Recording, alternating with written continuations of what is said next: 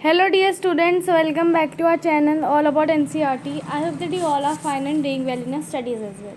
तो dear student, जैसा कि आप लोग जानते ही हो कि जो ये matter around the pure chapter था, इससे हम ऑलरेडी जो है सॉल्यूशंस के बारे में पढ़ चुके हैं।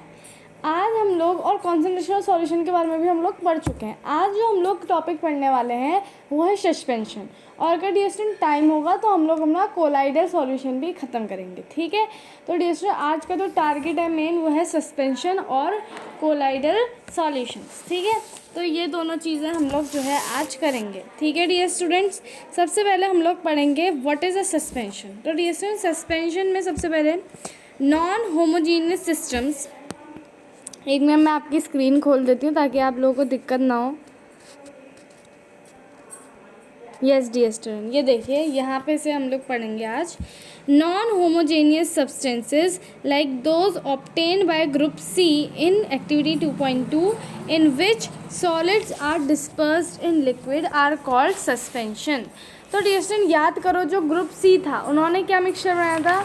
उन्होंने मिक्सचर बनाया था आपका चॉक या फिर व्हीट फ्लोर का पानी में घोल के मिक्सचर बनाया था।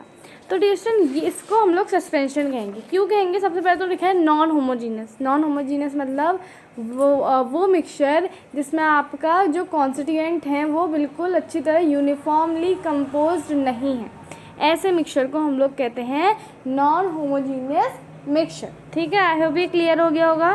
ठीक है, तो जो ग्रुप सी ने ऑब्टेन करा था एक्टिविटी 2.2 में नॉन होमोजीनियस सिस्टम, तो जिसमें जो सॉलिड्स थे वो लिक्विड में डिस्पर्स थे, इसको हम लोग क्या कहते हैं? सस्पेंशन कहते हैं। अब suspension is a heterogeneous mixture. Heterogeneous mixture लिख दिया तो मतलब वो मिक्सचर जिसमें जो है कॉन्स्टिट्यूएंट अच्छी तरह कंपोज नहीं है, यूनिफॉर्मली कंपोज नहीं है। ठीक है, suspension is a heterogeneous mixture in which the solute particles do not dissolve but remain suspended throughout the bulk medium। तो डियर स्टूडेंट यहाँ पे सस्पेंशन एक ऐसा हेट्रोजीनियस मिक्सचर होता है, ऐसा आपका मिक्सचर हेट्रोजीनियस मिक्सचर, तो मैं आपको ऑलरेडी बता चुकी हूँ, वो मिक्सचर जिसमें जो पार्टिकल्स हैं वो अच्छी तरह यूनिफॉर्मली कंपोज नहीं है। ठीक है, तो हेट्रोजीनियस मिक्सचर जिसमें जो सॉल्यूट पार्टिकल्स होते हैं वो पूरे अच्छी तरह डिजॉल्व नहीं होते। सॉल्यूट क्या है? सॉलिड वो चीज़ है जो कि मिलाई जाती है किसी चीज़ में। सपोज वाटर है, वाटर में अगर आप चॉक पाउडर मिला रहे हो तो चॉक पाउडर आपका सॉल्यूट होगा। ठीक है, तो solute particles do not dissolve but remain suspended through out the bulk medium, यानी कि वो जो है पूरा सस्पेंडेड रहते हैं। यानी कि मतलब जैसे मैं आपको समझाती हूँ सस्पेंडेड का मतलब क्या होता है। जैसे यहाँ पे डियर स्टूडेंट मेरे पास बीकर है, ठीक है, इसमें सपोज़ मान लो मैंने चॉक मिलाया है, चॉक पाउडर, तो ये चॉक पार्टिकल डिजॉल्व नहीं होंगे, पानी में एज इट इज़ रहेंगे। ठीक है, are you understanding my point dear student? ये जो चॉक पार्टिकल्स हैं ये जो है डिजॉल्व नहीं होंगे बेसिकली। ठीक है, नेक्स्ट चीज़ हम लोग देख लेते हैं, particles of a suspension are visible to the naked eyes. Particles जो होते हैं डियर स्टूडेंट सस्पेंशन के, वो जो है नेकेड आइज़ यानी कि हमारी जो बिना किसी इंस्ट्रूमेंट को पहनी हुई आइज़ होती है। जैसे नॉर्मली डियर स्टूडेंट अगर हमें सेल को देखना होता है तो क्या सेल हमारी नेकेड आइज़ से विजिबल होती हैं? नहीं होती ना, उसके लिए हमें स्पेशल इंस्ट्रूमेंट माइक्रोस्कोप का इस्तेमाल करना पड़ता है। उसी तरह डियर स्टूडेंट जो सस्पेंशन के पार्टिकल्स होते हैं इनको बिना किसी जैसे हम लोग माइक्रोस्कोप एक्सेट्रा का यूज़ करते हैं, तो इसमें हमें माइक्रोस्कोप एक्सेट्रा का यूज़ नहीं करना होता है, हमें जो है सस्पेंशन के पार्टिकल्स विजिबल होते हैं। ठीक है, अब देखते हैं प्रॉपर्टीज़ ऑफ अ सस्पेंशन, यानी कि सस्पेंशन को आप पहचानोगे कैसे? सस्पेंशन कोई मिक्सचर को सस्पेंशन आप कैसे कह सकते हो? What are the properties?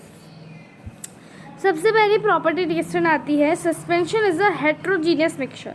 Suspension जो है हेट्रोजीनियस मिक्सचर, यानी कि ऐसा मिक्सचर है जिसमें जो पार्टिकल्स हैं वो अच्छी तरह क्या नहीं है, वो अच्छी तरह क्या नहीं, यूनिफॉर्मली कंपोज्ड नहीं है।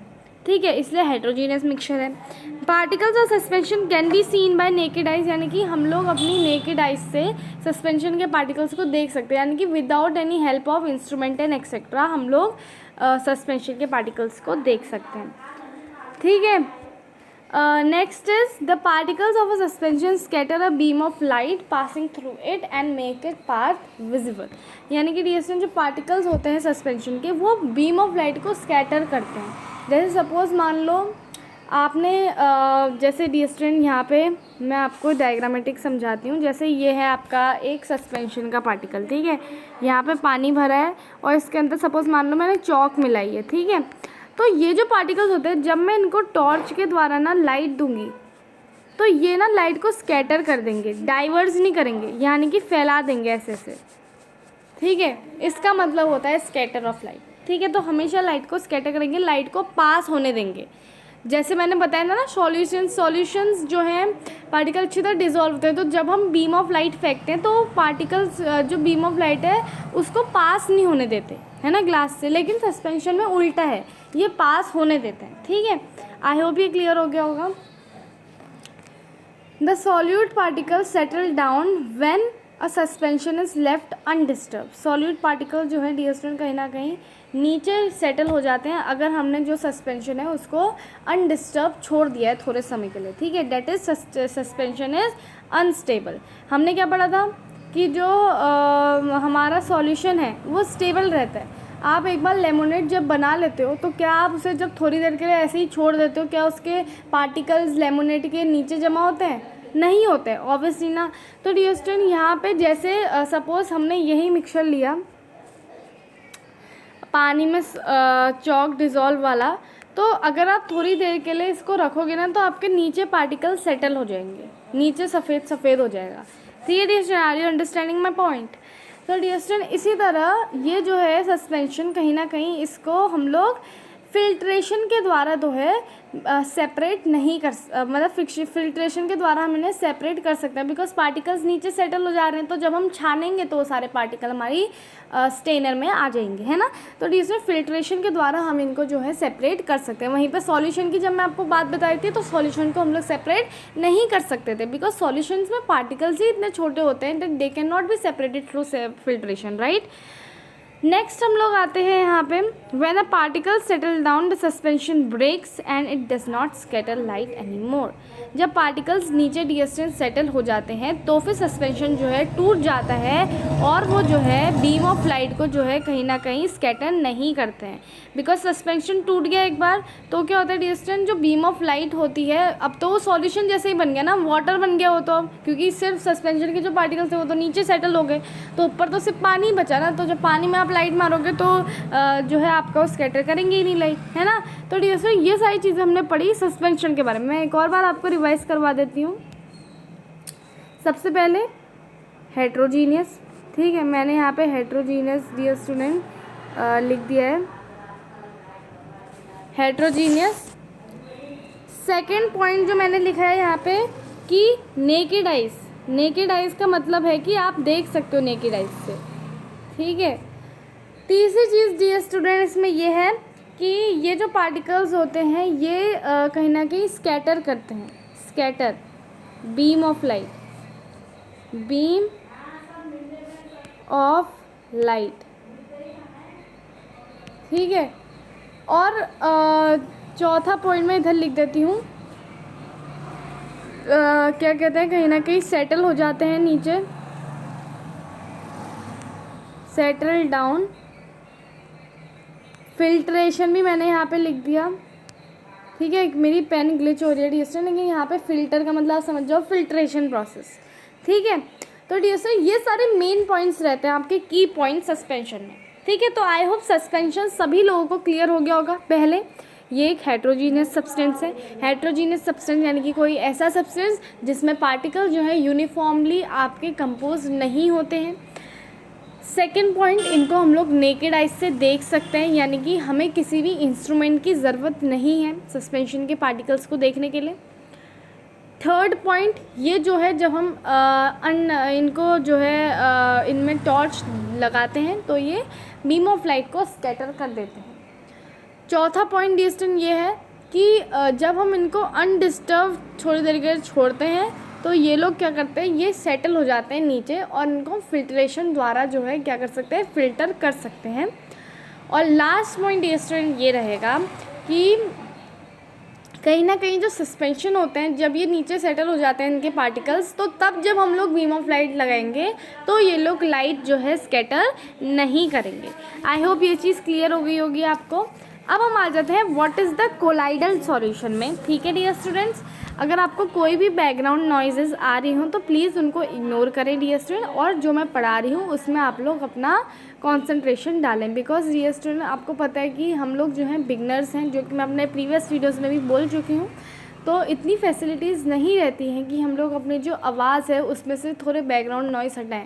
हम लोग एडिटिंग पूरी करते हैं डियर स्टूडेंट, जब हम कोई भी वीडियो बनाते हैं तो उसकी एडिटिंग भी करते हैं अच्छी तरह, बट फिर भी वो चीज़ नहीं हो पाती जो हम लोग आपको प्रोवाइड कराना चाहते हैं, जैसे पूरा अच्छी तरह से मतलब नॉइस काट कर, बिकॉज इतने सारे अच्छे हमारे पास एडिटिंग ऐप्स भी नहीं हैं, और साथ ही साथ कहीं ना कहीं डियर स्टूडेंट अभी बिगनर्स हैं, तो इसलिए डियर स्टूडेंट कहीं ना कहीं आपकी सपोर्ट की आवश्यकता है हम लोगों को। जितना ज़्यादा आप सपोर्ट करेंगे उतने अच्छे क्वालिटी बेस्ड वीडियोस आपके पास अवेलेबल होंगे। Okay, so now let's read what is a colloidal solution. The mixture obtained by group D in activity 2.2 is called colloid और colloidal solutions. The particles of colloid are uniformly spread throughout the solution. Due to the relatively smaller size of particles as compared to that of the suspension, the mixture appears to be homogeneous, but actually a colloidal solution is a heterogeneous mixture. For example, milk, because of small size of colloidal particles. We cannot see them with naked eyes. तो अब देखो, सबसे पहले mixture जो obtain करता है group D ने, dear student याद करो ग्रुप डी ने कौन सा मिक्सचर ऑब्टेन करा था। उन्होंने थोड़े ड्रॉपलेट्स जो थे मिल्क के वो लिए थे और उनको जो है पानी में ऐड करा था। तो अब ये कौन सा सॉल्यूशन बना? ग्रुप डी ने डियर स्टूडेंट कोलॉइड और कोलोइडल सॉल्यूशन ऑब्टेन करता है। कोलाइडल सॉल्यूशन कहती हूँ मैं तो इसको जनरली, लेकिन कोलॉइड आप कह सकते हो, कोलॉइड, ठीक है, कोलॉइड या फिर कोलॉइडल सॉल्यूशन, ठीक है। जैसे आपको अच्छी तरह याद हो जाए वैसे आप बोलो, ठीक है। जैसे मैं कोलाइडल बोलती हूँ तब मेरे को ज़्यादा अच्छी तरह याद होता है कोलाइडल सॉल्यूशन, बट अगर आप लोगों को कोलाइडल से नहीं हो रहा तो आप लोग बोल लो कोलॉइड, है ना, कोलोइडल, है ना। तो anything you can speak, but main चीज़ है कि आपका जो कॉन्सेप्ट है वो क्लियर होना चाहिए, ठीक है। तो जो पार्टिकल्स होते हैं कोलॉइड के वो जो है यूनिफॉर्मली स्प्रेड आउट होते हैं थ्रू आउट द सॉल्यूशन, यानी कि जैसे आपका कोई सॉल्यूशन है तो उसमें अगर कोलॉइड के पार्टिकल्स हैं वो आपके अच्छी तरह यूनिफॉर्मली स्प्रेड होंगे, ठीक है। तो भाई पहला पॉइंट तो इन्होंने होमोजीनियस मिक्सचर का कर रखा है, सही, ठीक है। नेक्स्ट देखते हैं क्या लिखा है।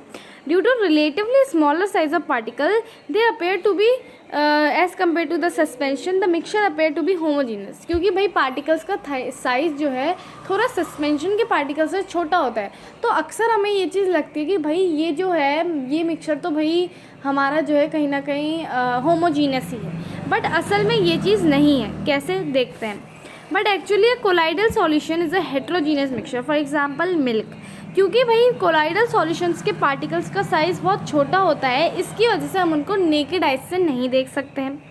But these particles can easily scatter the beam of light, लेकिन ये particle beam of light scatter कर देते हैं, और हमें पता है कि अगर बीम ऑफ लाइट स्कैटर कर रहे हैं तो ये कहीं ना कहीं हेट्रोजीनियस मिक्सचर्स की कैटेगरी में ही आएंगे, ठीक है।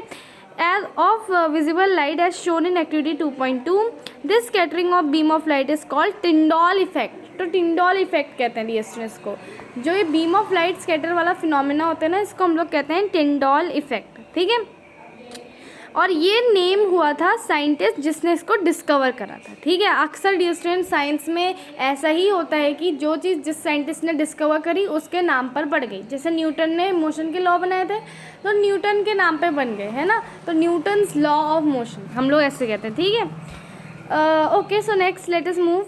Tyndall effect can also be observed when a fine beam of light enters a room through a small hole. Tyndall effect dear student तब भी ऑब्जर्व किया जा सकता है जब जो है बीम ऑफ लाइट जो है एंटर करती है room through a small hole, यानी कि छोटे से होल से जब वो एंटर करती है तब भी हम लोग Tyndall इफेक्ट कहते हैं। जैसे आपने देखा होगा ना, अक्सर समर्स में होता है ये, मॉर्निंग के टाइम अगर आप उठते हैं तो और भी अच्छा है। आपने देखा होगा पूरे कमरे में अंधेरा होता है, आपने जब दरवाज़ा खोला तो बिल्कुल सारी सन रेज अंदर आई, बिल्कुल ऐसे, है ना, एक स्मॉल होल से भी आती है ना, तो इसको भी हम लोग Tyndall इफेक्ट ही कहते हैं, ठीक है। This happens due to scattering of light by the particles of dust and smoke. अब हमें पता है Tyndall इफेक्ट होता कैसे है, जब किसी चीज़ के पार्टिकल जो है लाइट को स्कैटर कर देते हैं, लाइट को फैला देते हैं। तो डियर स्टूडेंट अब आप ये सोचोगे कि मैम होल से जब लाइट आती है स्कैटर होती है तो क्या ये भी Tyndall इफेक्ट है? हाँ बिल्कुल है, क्यों है? क्योंकि डियर स्टूडेंट लाइट को कहीं ना कहीं कौन स्कैटर करता है? पार्टिकल्स ऑफ डस्ट और स्मोक जो कि एयर में प्रेजेंट होते हैं, ये स्कैटर करते हैं। Are you understanding my pointer dear student? Science हर एक चीज़ में लगती है, आपके आजू बाजू नेचर में भी साइंस लगती है, ठीक है। सो आई होप ये समझ में आ गया होगा आप लोगों को। Tyndall effect can be observed when sunlight passes through the canopy of dense forest. Tyndall effect को डियर हम तब भी ऑब्जर्व कर सकते हैं जब जो सनलाइट है वो पास करती है through a canopy of dense forest. यानी कि आपने देखा होगा कैनोपी क्या होती है डियर, आपने जंगलों के ऊपर जो ये जो जंगल्स होते हैं ना डियर, आपके इनके बीच में जो कैनोपी यानी कि जो आपके बहुत सारे पत्ते वाले मतलब ब्रांचेस होते हैं ना, उनके बीच में से जब लाइट निकलती है ना, तो जब ये लाइट निकलती है ना तब भी हम टिंडॉल इफेक्ट ही कहते हैं। क्योंकि फॉरेस्ट में क्या होता है डियर, जो मिस्ट होती है यानी कि आप समझ लो थोड़ा फॉग टाइप का, मतलब आपने देखा होगा ना कि जंगल्स में जो है ज़्यादातर मिस्ट होती है यानी कि थोड़ा धुंधलापन या ऐसे कुछ होता है, तो इसमें जो है ये कंटेन करता है टाइनी ड्रॉपलेट्स ऑफ वाटर, है ना। तो इसकी वजह से क्या होता है, ये जो ड्रॉपलेट्स होते हैं ये एक्ट करते हैं एज अ कोलॉइड जो कि डिस्पर्स्ड होते हैं एयर में। तो ये वाटर के पार्टिकल्स क्या करते हैं, बीम ऑफ लाइट को स्कैटर कर देते हैं, और इसीलिए आपको जंगल में भी ये इफेक्ट देखने को मिलता है। तो आई होप ये समझ में आ गया होगा। अब कोलॉइड की प्रॉपर्टीज़ क्या हैं? अभी तक हमने बात करी व्हाट आर कोलॉइड और क्यों इनको हम लोग हेट्रोजीनियस मिक्सचर्स कहते हैं। मिल्क कोलॉइड है डियर स्टूडेंट। क्यों है कोलॉइड? बिकॉज मिल्क के पार्टिकल्स, आपको ऐसा लगेगा पहले एक शुरुआत में देख के आपको मिल्क को ऐसा लगेगा जैसे कि मिल्क जो है सॉल्यूशन है, बट मिल्क सॉल्यूशन नहीं है। बिकॉज मिल्क कहीं ना कहीं स्कैटर कर दे रहा है बीम ऑफ लाइट को, है ना। हमने अभी एक्टिविटी में देखा भाई, है ना। तो milk is a colloid test में बड़े चालाक सब्सटेंस होते हैं, इनका साइज़ ना थोड़ा छोटा होता है, तो हमें ऐसा लगता है जैसे कि ये सॉल्यूशन है, बट ये सॉल्यूशन नहीं होते हैं, है ना। सस्पेंशन तो बिल्कुल क्लियर हो गया कि मैम पार्टिकल बड़े होते हैं, हम लोग देख लेते हैं इससे, तो भाई ये तो भाई सस्पेंशन ही होंगे हेट्रोजीनियस मिक्सचर्स। बट कोलॉइड जो है डियर स्टूडेंट, इनके पार्टिकल स्मॉल होते हैं और इनको भी हम नेकेड आइज से नहीं देख पाते हैं, पर ये हेट्रोजीनियस मिक्सचर इसलिए होते हैं डियर स्टूडेंट बिकॉज ये स्कैटर कर देते हैं बीम ऑफ लाइट को, है ना। तो डियर स्टूडेंट आई होप आप लोगों को क्लियर हो गया होगा। कोलॉइड की प्रॉपर्टीज में सबसे पहला नाम आता है colloid is a heterogeneous mixture. Size of the particle of colloid is too small to be individually seen with naked eyes. इतना ज़्यादा छोटा होता है कि हम लोग नेकेड आइज से नहीं देख पाते हैं। Colloid are big enough to scatter a beam of light passing through it and make its path visible. Colloid जो होते हैं बहुत बड़े होते हैं beam of light को scatter करने के लिए through it, और कहीं ना कहीं वो जो है स्कैटर कर देते हैं उसको और उसका पाथ जो है विजिबल बना देते हैं। यानी कि डियर स्टूडेंट इतने बड़े तो कोलॉइड के पार्टिकल्स होते हैं बीम ऑफ लाइट को स्कैटर करने लायक, ठीक है। They do not settle down when left undisturbed, that is colloid is a quite stable। यानी कि डियर कोलॉइड जो है स्टेबल है बिकॉज कहीं ना कहीं जब हम कोलॉइड मिल्क को जब आप अनडिस्टर्ब लेफ्ट करते हो थोड़ी देर के लिए, तो क्या मिल्क के पार्टिकल्स नीचे सेटल होते हैं? बिल्कुल नहीं होता है, मिल्क वैसा का वैसा ही रहता है ना। तो इसलिए ये क्वाइट स्टेबल होते हैं। They can not be separated from the mixture by the process of filtration, but a special technique of separation known as centrifugation. Centrifugation dear student ये एक्टिविटी होती है। अब बताओ सेंट्रीफ्यूगेशन है क्या, मैं आपको बताती हूँ, ठीक है। ये देखो, आपने देखा होगा ना जब आपकी मम्मी क्रीम बनाती है, दूध में से ना क्रीम बनाती है, तो क्या करती है, दूध को बहुत तेज घुमाती है ना, तभी क्रीम बनती है ना, तभी क्रीम ऊपर को आती है। आप एक बार करके देखना सेंट्रीफ्यूगेशन। वैसे तो सबके घर में होता होगा, पर मैं फिर दिखाती हूँ। जैसे सपोज़ मान लो मैंने ये एक पतीला लिया, ठीक है, और इसमें दूध है, इसमें मैंने एक इंस्ट्रूमेंट डाला, वो होता है सबके पास, ठीक है, घर में, मतलब जिससे मम्मी लोग घुमाते रहते हैं। तो उससे आप लगातार जब दूध को घुमाओगे ना बहुत तेज स्पीड में, तो कहीं ना कहीं आप लोग क्या करोगे, आप लोग जो है देखोगे कि मलाई जो है वो ऊपर आएगी। क्यों ऐसा होता है, क्यों मलाई ऊपर आती है? ये रीज़न भी बहुत ही ज़्यादा इंटरेस्टिंग है और मैं चाहती हूँ कि आप लोग इसके बारे में रिसर्च करें, बिकॉज मेरे को तो पता है ये ऐसा क्यों होता है। मैं आपको हिंट दे देती हूँ, ये ग्रेविटी से रिलेटेड है। ठीक है। तो अब आप इसके बारे में रिसर्च करिए, आपको बहुत मज़ा आएगा। सेंट्रीफ्यूगेशन प्रोसेस, आखिर क्यों मलाई ऊपर आती है ना। डियर, अगर आप ऐसे इंटरेस्टिंग क्वेश्चंस पूछना स्टार्ट करेंगे तो आई एम श्योर डैट आप लोगों को जो है कोलाइड सॉल्यूशन इन सब के बारे में बिल्कुल भी दिक्कत नहीं होगी, और सेंट्रीफ्यूगेशन प्रोसेस तो आपको कुछ भी नहीं लगेगी, है ना। वैसे तो कितनी सारी प्रोसेस होती थी डियर स्टूडेंट, सेंट्रीफ्यूगेशन ही नहीं, बहुत सारी सेपरेशन की प्रोसेसेस हैं, बट आपकी बुक में से डिलीट कर दी गई हैं क्योंकि 2023 का एडिशन पढ़ा रही हूँ मैं, है ना। 2021 तक बहुत सारी इसमें जो है आपकी सेपरेशन टेक्निक्स थी, वाटर को कैसे अच्छी तरह क्लीन करा जाता है, साथ साथ इसमें थी विनोइंग थी, ऑयल और वाटर का था, सब्लिमेशन के बारे में इन्होंने बताया था, क्रोमेटोग्राफी के बारे में बताया था, इवेपोरेशन के बारे में बताया था, डिस्टिलेशन के बारे में बताया था, क्रिस्टलाइजेशन के बारे में बताया था। बस ये सारी जो आपकी सेपरेशन टेक्निक्स है ना, सब डिलीट कर दी गई है बुक से, और एक सेंट्रीफ्यूगेशन बची है, तो मैंने सोचा वही आपको समझा देती हूँ, ठीक है। आई होप ये समझा दिया है आप लोगों ने, आप लोग समझ गए हो ये, ठीक है, ये समझ गए हो गए आप लोग, ठीक है dear students. Okay, perform activity 2.5 can be use to separate colloidal particles. Okay, components of colloidal solution are the disperse phase and the dispersion medium। Disperse phase distance, जैसे पहले मैंने आपको बताया था ना सॉल्यूट और सॉल्वेंट, इसी तरह डिस्पर्स फेज और डिस्पर्स मीडियम समझते हैं, ठीक है। डिस्पर्स फेज डिस्टेंस वो होते हैं जिनको आप किसी चीज़ में मिला रहे हो, यानी कि सॉल्यूट पार्टिकल्स जो होते हैं उनको हम डिस्पर्स फेज कहते हैं, और जो सॉल्वेंट पार्टिकल्स होते हैं उनको हम लोग डिस्पर्स मीडियम कहते हैं, जिसमें आप लोग डाल लो वो सारी चीज़ें जो ज़्यादा मात्रा में, ज़्यादा मात्रा वाला डिस्पर्स मीडियम, कम मात्रा वाला डिस्पर्स फेज। आई होप ये क्लियर हो गया होगा सब लोगों को, ठीक है।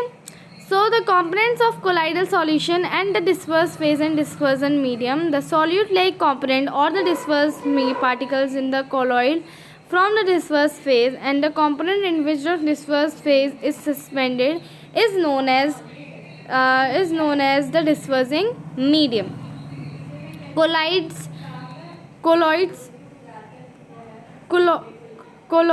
are classified according to the state, solid, liquid or gas of the dispersing medium and the disperse phase. A common example are given in table 2.1. From this activity you can see that they are very common in everyday life. तो डिस्टर्स अभी हमने क्या पढ़ा, अभी हमने disperse phase और disperse medium के बारे में पढ़ा। Dispersion medium, disperse phase dear student क्या होगा, जैसे डी स्टूडेंट यहाँ पे मेरे पास शुगर सॉल्यूशन है नॉर्मल, यहाँ पे मेरे पास पानी है, पानी क्या होगा आपका, पानी होगा डिस्पर्स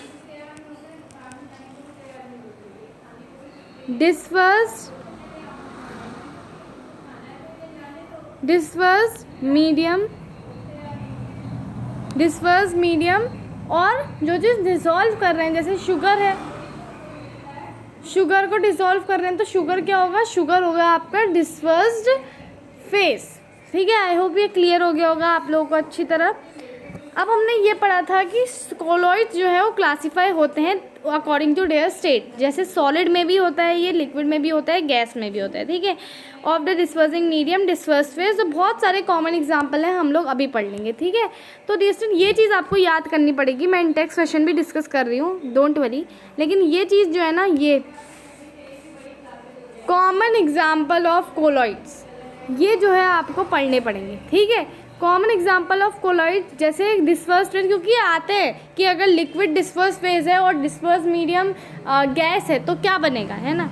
ऑब्वियसली बात है, जैसे हम लोग तो टीचर है तो हमें तो पता है एरोसॉल होगा, लेकिन ये आप लोग को ये याद करना पड़ेगा, बिकॉज ये क्वेश्चन एग्जाम में 101% आएगा आपके ये टेबल से ही, कि सॉलिड अगर डिस्पर्स फेज है और डिस्पर्स मीडियम अगर आपका गैस है तो क्या बनेगा, गैस अगर डिस्पर्स फेज है, डिस्पर्स मीडियम आपका लिक्विड है तो क्या बनेगा, है ना। तो ये सारी चीज़ मैं अभी डिस्कस करूँगी, लेकिन इससे पहले मैं अभी इंटेक्स क्वेश्चन डिस्कस कर लेती हूँ। Differentiate between homogeneous and heterogeneous mixtures. ये होमोजीनियस और हेट्रोजीनियस मिक्सचर्स इन्होंने पूछा है, तो हमें पता है कि होमोजीनियस मिक्सचर्स वो मिक्सचर्स होते हैं जिनमें आपके जो पार्टिकल्स होते हैं वो यूनिफॉर्मली कंपोज होते हैं, और हेट्रोजीनियस मिक्सचर्स वो मिक्सचर्स होते हैं जिसमें आपके पार्टिकल्स यूनिफॉर्मली कंपोज नहीं होते हैं। वो how are solution and suspension different from each other. Sol क्या होता है डियर स्टूडेंट, जब आपका डिस्पर्स फेज गैस सॉलिड होता है और डिस्पर्सिंग मीडियम भी डिस्पर्सिंग मीडियम आपका लिक्विड होता है, तब आपका सोल बनता है। जैसे मिल्क और मैग्नीशिया और मड आपका सोल है, बिकॉज इसमें आपका डिस्पर्स फेज क्या है, डिस्पर्स फेज है सॉलिड। मड कैसे बनता है यार, कॉमन चीज़ है, जब पानी भर जाता है उसमें जब गंदगी मिल जाती है तो मड बना देते हैं, है ना। तो इसमें जो पानी है वो क्या है, वो है आपका डिस्पर्सिंग मीडियम, और डिस्पर्स फेज क्या है, आपकी डस्ट और पार्टिकल्स वगैरह, है ना, तभी तो आपका क्या बनता है, मड बनता है ना। तो जिससे इससे हमें साफ पता चलता है कि मड जो है वो सोल है। अब जैसे नंबर सोल सॉल्यूशन और सस्पेंशन में डिफरेंट क्या है, देखो सोल सबसे पहले जब डिस्पर्स मीडियम आपका डिस्पर्स मीडियम होता है लिक्विड और डिस्पर्स फेज होता है सॉलिड, तब आपका सोल बनता है। Solutions we know very well, solutions वो चीज़ होती हैं जिसमें आपका जो होमोजीनियस पार्टिकल्स होते हैं, जो अच्छी तरह से जो है कहीं ना कहीं होमोजीनियस मिक्सचर हैं, अच्छी तरह से यूनिफॉर्मली कंपोज्ड है, नेकेड आइज से हम उन्हें नहीं देख सकते हैं, उनको मतलब उनका जो कहीं ना कहीं साइज़ होता है, वो लोग इतने छोटे होते हैं, वो 1 नैनोमीटर स्मॉल होते हैं इन डायमीटर, है ना। तो ये तो सॉल्यूशन के कुछ पॉइंट बताए मैंने आपको। Suspension again they are the heterogeneous mixtures, उनको आंखों से देख सकते हैं, उनको फिल्ट्रेशन से सेपरेट कर सकते हैं। तो these are some of the example, ठीक है। तो आई होप क्लियर हो गया होगा। To make a saturated solution 36 gram of sodium chloride dissolve in 100 gram of water in 293 kelvin. Find is concentration at this temperature, concentration find out करनी है इस temperature में। 293 केल्विन है, 293 केल्विन को अगर आप सेल्सियस में कन्वर्ट करोगे तो कितना आएगा डियर स्टूडेंट, 273 से माइनस कर दो। जब 273 से माइनस करोगे तो कितना मिलेगा, 20 डिग्री मिलेगा, है ना। और 20 डिग्री डियर स्टूडेंट्स, 20 डिग्री से हमें पता चलता है this is a room temperature. तो अब देखो सोडियम क्लोराइड 36 ग्राम्स दिया है और 100 ग्राम्स वाटर है। वाटर क्या है, वाटर इज सॉल्वेंट, और sodium chloride which is salt, it is a solute. So हमें पता है कॉन्सेंट्रेशन क्या होता है, या तो आप मास बाय मास वाले मेथड से निकालो, या मास बाय वॉल्यूम वाले मेथड से निकालो, या वॉल्यूम बाय वॉल्यूम वाले मेथड से निकालो। मैं सबसे इजी मेथड से निकालती हूँ, वो है मास बाय मास, ठीक है। Mass of the solute divided by mass of the solution, ये आपको याद रखना है। बहुत बच्चे mass of the solute divided by mass of the solvent कर देते हैं और पूरा आंसर जो है गलत हो जाता है, ठीक है। तो mass of the solute is 36 gram divided by mass of the solution which is 136, because दोनों को ऐड कर दोगे ना तो 36 gram divided by 136, because 36 plus 100 कर दिया और मल्टीप्लाई बाय 100। जब आप ये सॉल्व कर लोगे ना डियर स्टूडेंट तो आपको आपका आंसर मिल जाएगा। डेसिमल में भी आ सकता है, बिना डेसिमल में भी आ सकता है, ठीक है, कुछ भी हो सकता है। जैसे यहाँ पे 3600 हो जाएगा डिवाइडेड बाय 136। अब इसको आप लोग और सिंप्लीफाई कर सकते हो, ठीक है। जितना सिंप्लीफाई आपसे हो रहा है पॉइंट में भी आंसर आपका आ सकता है, ठीक है। अब नेक्स्ट हम लोग आते हैं कॉमन एग्जांपल ऑफ कोलॉइड्स। तो लिक्विड अगर डिस्पर्स फेस हुआ, डिस्पर्सिंग मीडियम अगर आपका गैस हुआ तो बनेगा एरोसोल। अगर इसका वाइस वर्सा कर दें, गैस अगर डिस्पर्स फेस है और गैस अगर डिस्पर्सिंग मीडियम है और सॉलिड अगर डिस्पर्स फेस है तो भी आपका एरोसोल ही बनेगा, है ना। इसके बहुत सारे एग्जांपल हैं। जब आपका डिस्पर्सिंग मीडियम डिस्टेंट गैस होता है, यानी कि गैस में आप कुछ चीज़ मिलाते हो जैसे लिक्विड, तो हमारा एरोसोल बनता है। जैसे फॉग, फॉग क्या है, गैस में जब वाटर पार्टिकल्स मिलते हैं तब आपका फॉग बनाते हैं, क्लाउड बनाते हैं, मिस्ट बनाते हैं ना। इसी तरह गैस में अगर आप सॉलिड मिलाओ, जैसे सॉलिड मिलाओ तो आपको मिलता है स्मोक, ऑटोमोबाइल एग्जॉस्ट, क्योंकि डस्ट पार्टिकल जब मिल जाते हैं तो हमें यही तो मिलता है। जब आप लिक्विड में गैस मिलाते हो तो आपको मिलता है फोम।